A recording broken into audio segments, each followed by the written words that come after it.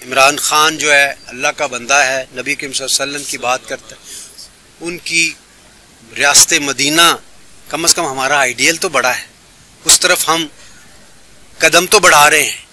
हम गुलामी से आज़ादी तो चाहते हैं, जो ये नहीं देना चाहते हमें। फैसल के हाथ में उसकी बेटी जो 6 माह की, मतलब वो आपका क्या ख्याल है, आपको गोलियां मारने के लिए गया था? अकल के अंध हो, एक 6 महीने की बच्ची लेके इंसान गया है, तो ये कौन सा जहाद होगा? तुम उस लफ्ज का नाजायज इस्तेमाल करके उसका मकसद उठाना चाहते हो। बच्चों के साथ, फैमिलियों के साथ, ये हमको लड़ने के लिए आए थे आप लोगों से। ये हमारा हक था जो तुम खौफजदा लोग नहीं देना चाहते थे। अस्सलाम वालेकुम नाज़रीन, मैं हूं आपका मेज़बान AK आज़ाद। नाज़रीन, आपने कल मौजूदा हुकूमत की जो कत्लो गारतगिरी की मुख्तलिफ वाक़यात, उसमें से फैसल भाई जो कि लाहौर में शहीद हुए, उस हवाले से इस वक्त तहरीक इंसाफ के जो टीम है वो इस वक्त उनके घर पर मौजूद है। हम उनसे बात करते हैं कि इस हवाले से उनके क्या जज्बात हैं और इस सिचुएशन में वो क्या कहना चाहते हैं। बिस्मिल्लाहिर्रहमानिर्रहीम। इंतहाई अफसोसनाक वाक़या है कि हमारे एक नौजवान की शहादत हुई है। यकीनन इसकी ज़िम्मेदार ये कातिल, ये जालिम, ये गासिब और इम्पोर्टेड हुकूमत है, जिसके सीने में कोई दिल नहीं है। ये इन्होंने कोई पहली बार नहीं किया। हमें इनकी रियासती दहशत गर्दी की बेशुमार मिसालें याद हैं। साना मॉडल टाउन में इन्होंने बुज़ुर्गों को दाढ़ियों से पकड़ के घसीटा था, सीधी गोलियां लोगों के मुंह पर बरसाई थी। इनसे किसी चीज़ की भी आप तवक्को कर सकते हैं, और इंशाअल्लाह अल्लाह देख रहा है, पाकिस्तानी अवाम देख रहे हैं, जिनकी इनको परवाह नहीं है, क्योंकि ये इनको अपनी पड़ी हुई है और इनको पता है कि हमने इलेक्शन तो धांधली से ही जीतना होता है। ये हमें सिलेक्टेड कहते रहे हैं, हालांकि धांधली इन लोगों ने की थी पिछले इलेक्शंस में भी, हमने खुद देखा बहुत सारी सीटों पे। और मेरा अल्लाह इनसे बदला लेगा, और इंशाअल्लाह हमारा इमरान खान जो है अल्लाह का बंदा है, नबी करीम सल्लल्लाहु अलैहि वसल्लम की बात करता है। उनकी रियासत मदीना कम से कम हमारा आइडियल तो बड़ा है, उस तरफ हम कदम तो बढ़ा रहे हैं। हम गुलामी से आज़ादी तो चाहते हैं, जो ये नहीं देना चाहते हमें।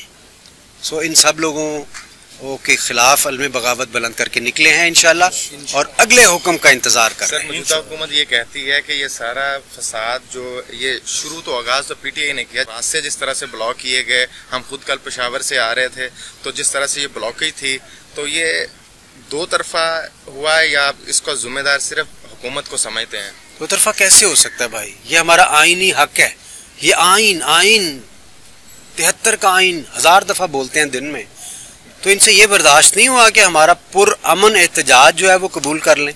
क्या हमने इनको कभी मौका नहीं दिया था? इसी जगह पे हम आ रहे थे एहतजाज करने, जहाँ फजलू आया था या जहाँ ये हुकूमत गई थी, तो हम भी जा सकते थे। और हमने कहा था कि पुरअमन होगा, और हमेशा हमारा पुरअमन, जिसमें बच्चे छोटे छोटे 6-6 माह के, फैसल के हाथ में उसकी बेटी जो 6 माह की, मतलब वो आपका क्या ख्याल है, आपको गोलियां मारने के लिए गया था?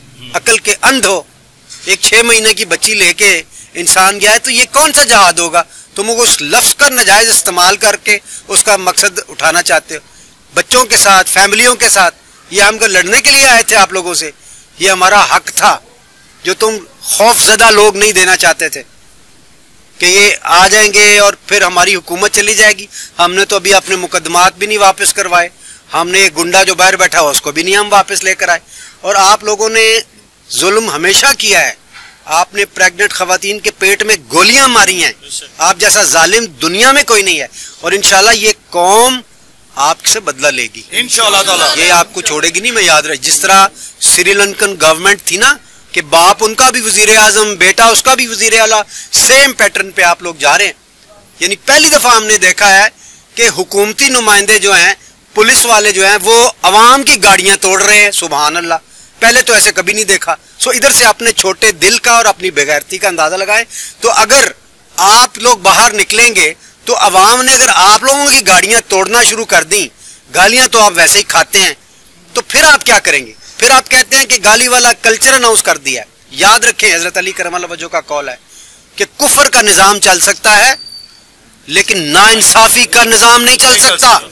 जब भी नाइंसाफी करेंगे, लोग मुश्तिल होंगे, लोग अपने हक के लिए खड़े होंगे, उनको अदालतों की तरफ जाएंगे। अगर अदालत इंसाफ दे देगी वो ठंडे हो जाएंगे। अगर अदालतें भी इंसाफ नहीं देंगी तो फिर एक एंगुइश पैदा होगा, वो फिर तशद्दुद पर मजबूर हो जाएंगे। और इसीलिए पुरतशद्दुद सियासत जो है ये इसके जिम्मेदार आप हैं।